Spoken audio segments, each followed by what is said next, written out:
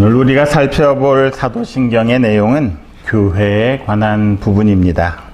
거룩한 공교회. 좀 더 정확하게는 나는 거룩한 공교회를 믿습니다. 이렇게 된 내용이지요. 원래 오늘 제목은 나는 거룩하고 보편적인 교회를 믿습니다. 이렇게 하려고 했습니다. 거룩하고 보편적인 교회를 믿습니다. 그런데 갑자기 그렇게 제목을 적어 놓으면 그에 대한 의문도 있고 또 약간은 불편해 하실 분들도 있을 것 같습니다. 사도신경에서는 거룩한 공교회라 되어 있는데 왜 거룩하고 보편적인 교회라고 하는지에 대해서 의문을 가질 수도 있을 것 같아서 그냥 원래대로 나는 거룩한 공교회를 믿습니다. 이렇게 제목을 삼았습니다. 이전의 사도신경 개정되기 전에 공교회를 무엇라고 했는지 혹시 기억나십니까? 이쪽은 없을 테고 나는 거룩한 공회를 믿습니다. 이전 사도신경에는 그렇게 되어 있었습니다. 그런데 이 공회에 대해서 오해들이 좀 있었습니다. 거룩한 공회에 대한 오해는 두 가지로 요약될 수가 있을 것 같습니다. 먼저 마태복음 26장 59절을 보면 이런 내용이 나와 있습니다. 같이 읽습니다. 대제사장들과 온 공회가 예수를 죽이려고 그를 칠 거짓 증거를 찾으매. 우리는 이전에 거룩한 공회를 믿는다 말했지요. 고백을 했습니다. 그런데 성경 본문을 보니까 공회가 어떤 곳입니까? 예수를 죽이려고 거짓 증거를 찾았던 그곳이 바로 공회이었습니다. 그러면 우리는 예수를 죽이려고 했고 예수를 죽였던 그 공회를 믿는다는 말이 되는 것이지요. 한글로만 보면 그렇습니다. 그런데 이것은 번역의 문제인 것 같습니다. 우리가 믿는다고 고백하는 공회는 이 본문의 공회가 아닙니다. 여기에서 지금 예수를 죽이려고 거짓 증거를 찾았던 공회는 카운슬이라고 영어로 번역을 하지요. 정확하게는 산헤드린 공의회를 말하는 것입니다. 그러니까 예수님 당시에 산헤드린 공회가 예수님을 죽이고자 거짓 증거를 찾았다는 것이지요. 그렇다면 사도신경에서 말하고 있는 공회는 무엇입니까?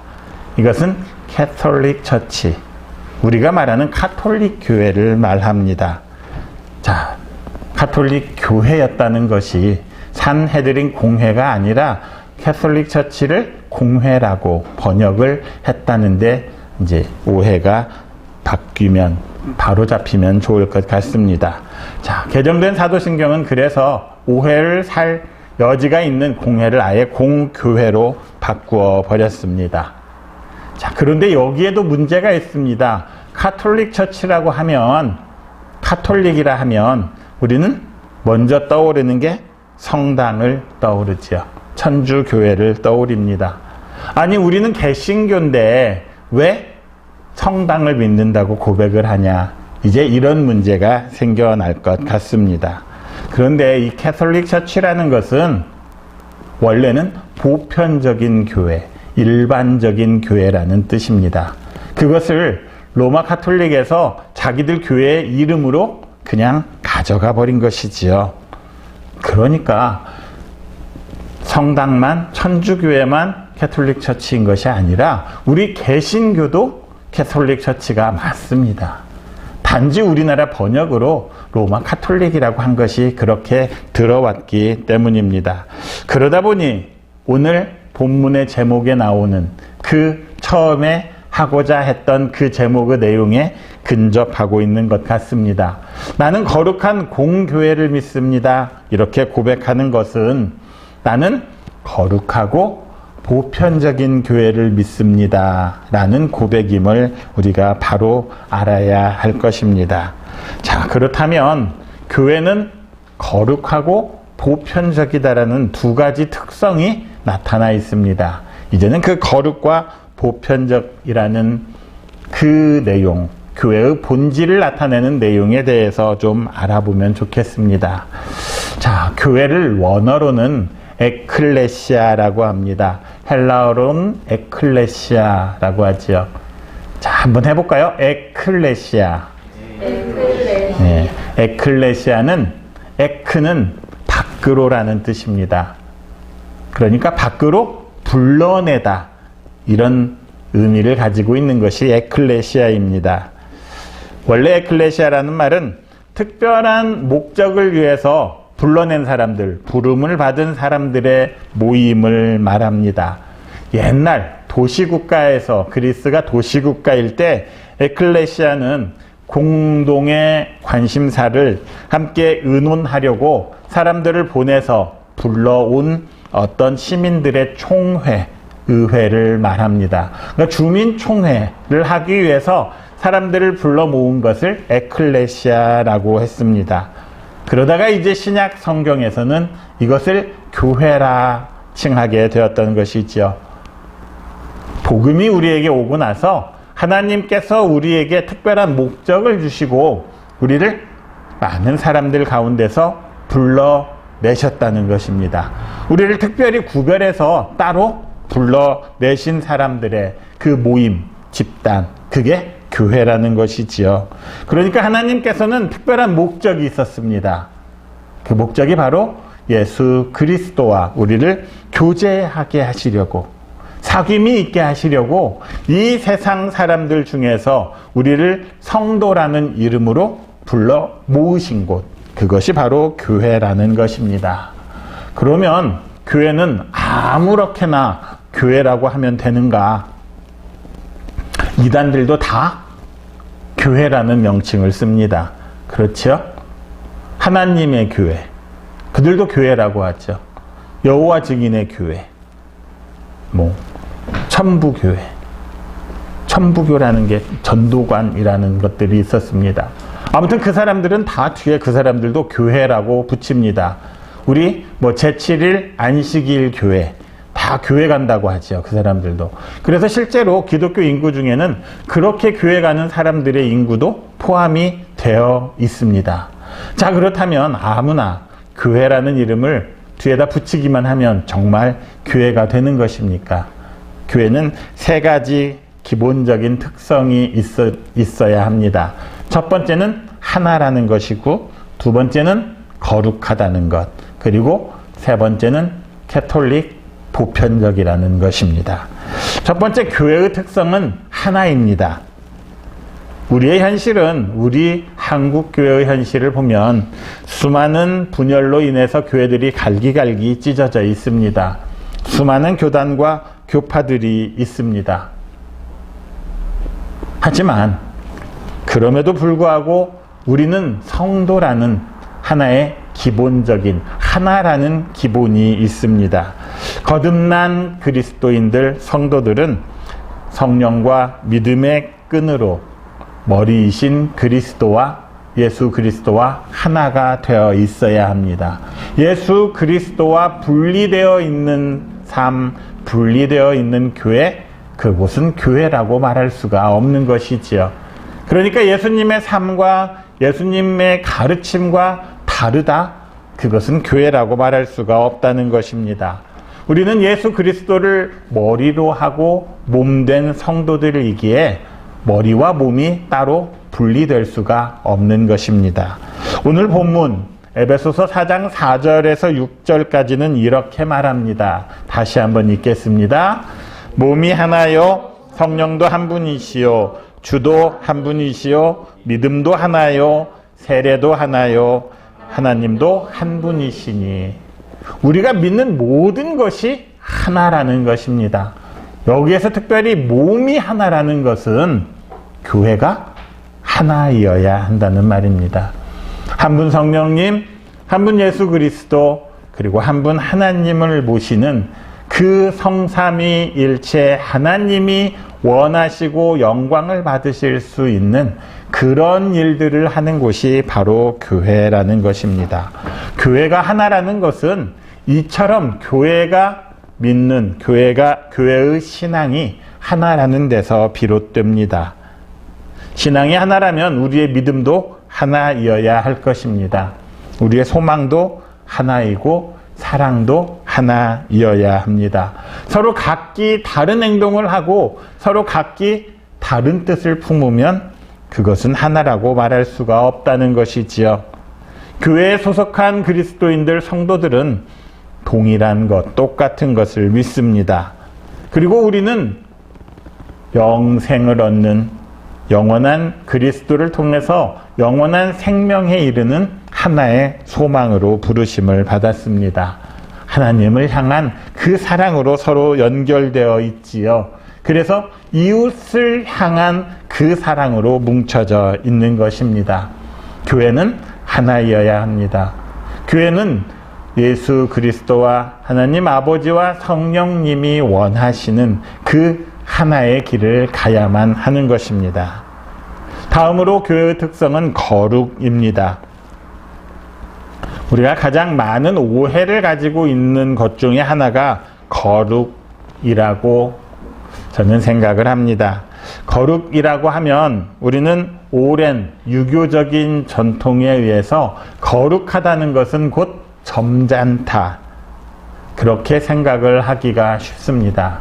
윤리적으로 완성된 어떤 것들을 거룩이라 생각하기가 쉽습니다.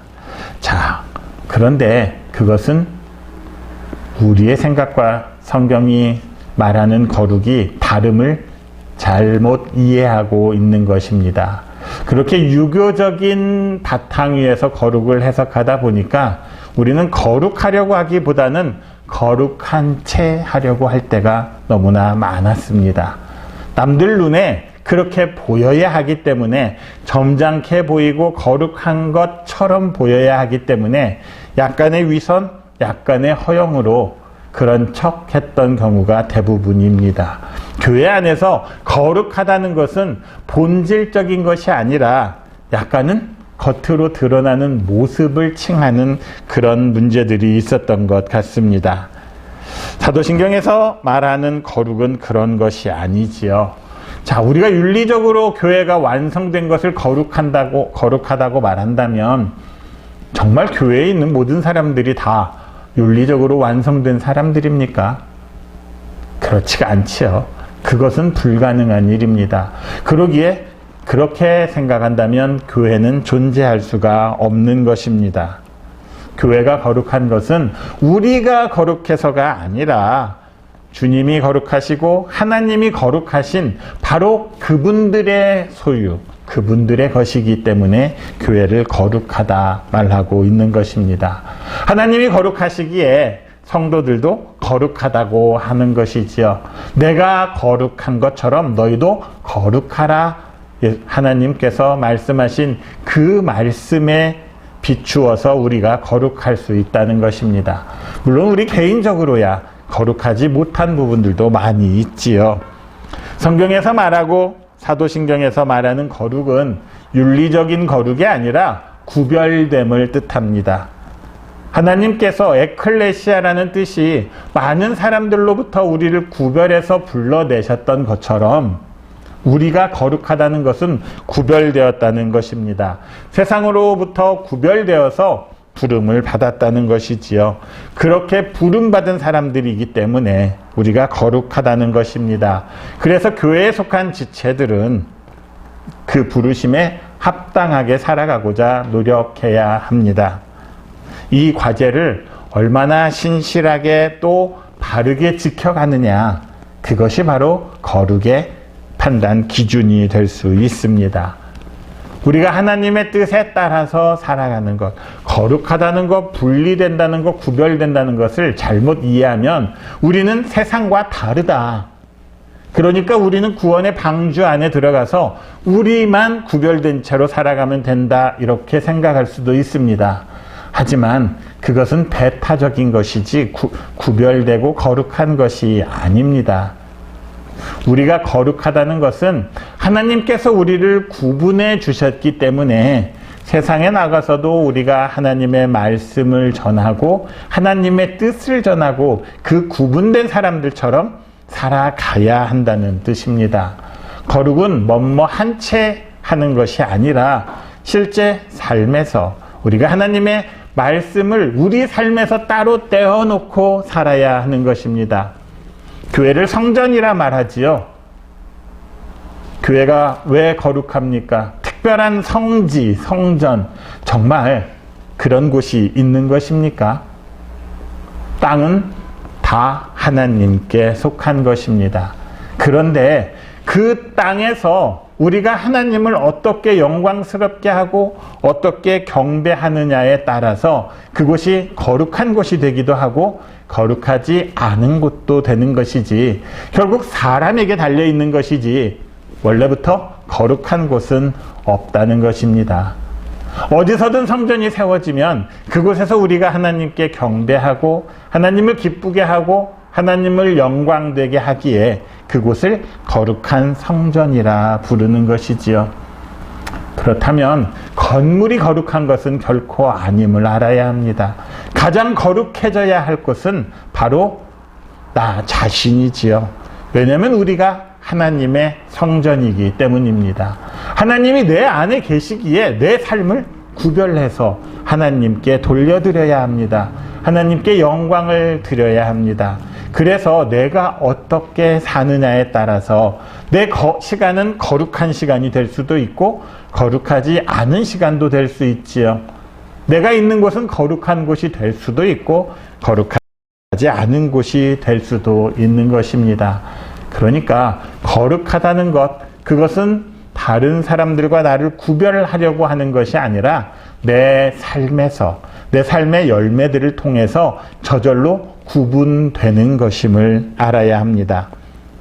마지막으로 교회의 특징은 보편적인 교회입니다. 보편적이라는 것은 어느 특정한 민족에게만, 어떤 특정한 인종에게만, 어느 특정한 계층에게만 예수 그리스도의 복음이 전해지는 것은 아니라는 것을 말합니다. 모든 민족과 모든 계급과 모든 지역을 초월해서 모두 다 예수 그리스도 안에서 하나가 되는 것, 그것을 보편성이라고 말합니다. 어떤 사람들은 지역적으로 자기 지역에 있는 교회만, 아니 자기 교회만이 참된 교회라고 주장하는 사람들이 있습니다. 그러나 다시 생각해 보면 원래 하나님은 저기 중동의 이스라엘 유대 지역에서만 알려졌었습니다. 하지만 지금은 온 세계에, 온 지역에 다 알려져 있지요. 보편적으로 모든 지역에 널리 전파되어야 할 것들이라는 것입니다. 또한 교회를 구성하는 사람들의 조건에 있어서도 그 사람이 주인이든 노예이든 남자든 여자든 그 누구도 거부당하지 않기 때문에 보편적이라 말하는 것입니다. 어떤 교회들은 자기들 특정 계층만 모여서 자기들만의 이익을 대변하려고 하는 교회들도 있습니다. 그런 거는 교회라 말할 수 없지요. 우리와 다른 사람들을 전혀 인정하지 않고 그 사람들을 우리 교회 안으로 받아들이려 하지 않는 사람들이 있습니다. 그 사람들은 옳지 못한 것입니다. 성경에서 바울 사도는 빌레몬서에서 종인 오네시모, 노예였던 오네시모를 갇힌 중에서 낳은 아들이라 그렇게 칭합니다. 그렇게 초대교회에도 노예들도 종들도 교인 중에 교회 안에 있었다는 것을 우리가 알 수 있는 것이지요. 우리나라 기독교 역사에서 보면 전라북도 김제시 금산면에 위치한 금산교회라는 곳이 있습니다. 이곳은 굉장히 특이한 역사적인 유물을 많이 가지고 있어서 지금도 많은 사람들이 찾아가기도 합니다. 옛날에는 우리가 조선시대 그 후기에 우리나라에 기독교가 전파되었을 때는 남자와 여자가 함께 예배드릴 수가 없었지요.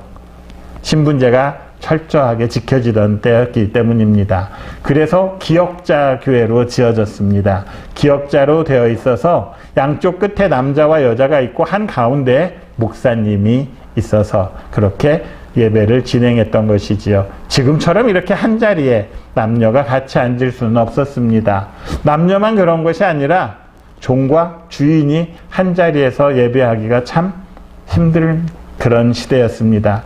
하지만 금산교회는 아주 특이한 이력이 있는 교회입니다. 그 금산교회는 주인이었던 조덕삼 장로와 그 주인의 마부였던 종이었던 이자익 목사의 사례로 아주 유명합니다. 원래 두 분은 주인과 종의 관계였지요.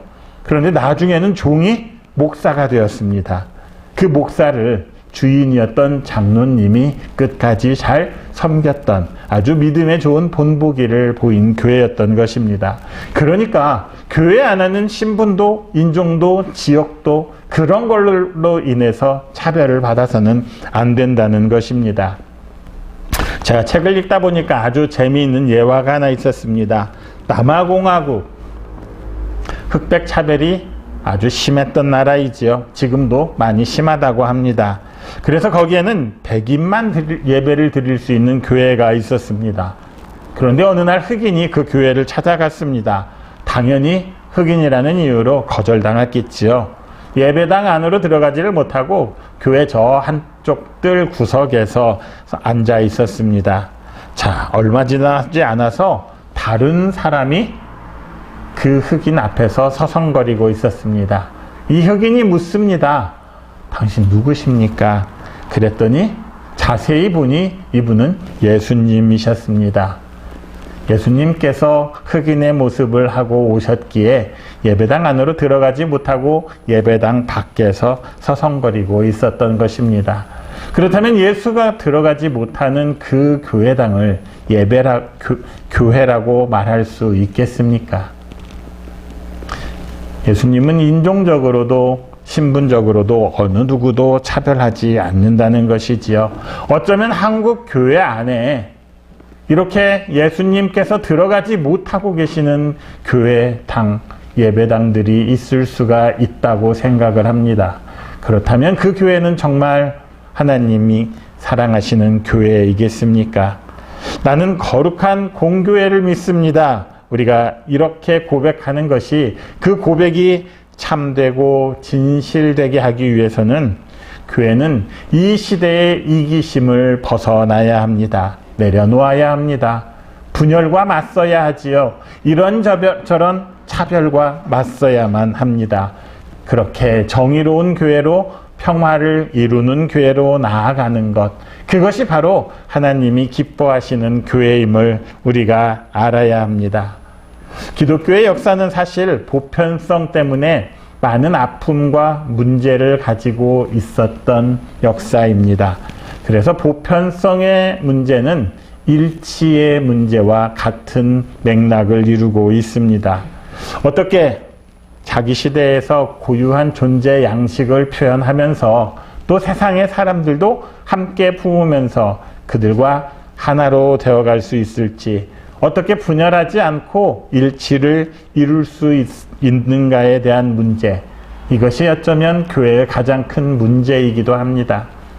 지금도 한국교회는 끝없는 분쟁과 분열 속에서 멍들어가고 아파하고 있지 않습니까? 참으로 많은 교회들이 아직도 하나라고 말하면서도 실제 그 안에서는 끝없는 분열과 분쟁을 이루고 있음을 알아야 합니다. 결코 이 문제에서 자유로울 수 없지요. 그런데 우리가 끝까지 이기적인 생각, 자신의 기득권을 놓지 않으려는 그런 생각만을 가지고 있다면 결코 이 문제는 해결되지 않을 것입니다. 내 교회만 자기 교회 우선이라는 그 생각을 버리지 않고서는 교회가 결코 하나로 연합될 수가 없는 것이지요. 그렇다면 자기 교회를 중심으로 기준으로 삼는 개교의 중심주의에서 벗어나서 이제는 교회의 공적인 기능을 생각해야 할 때입니다. 공공의 목적을 달성하는 그런 교회가 되어서 이제는 하나님이 기뻐하시는 교회의 원래의 모습, 보편적인 교회로 자리 잡아야 하는 것입니다. 사람들은 누구나 자기가 몸담고 살아갈 만한 그런 공동체를 찾는데 참된 공동체에 대한 목마름, 갈망이 있습니다. 내가 속한 그곳이 정말 좋은 곳이면 좋겠다. 좋은 공동체이면 좋겠다. 이런 생각들이 있습니다.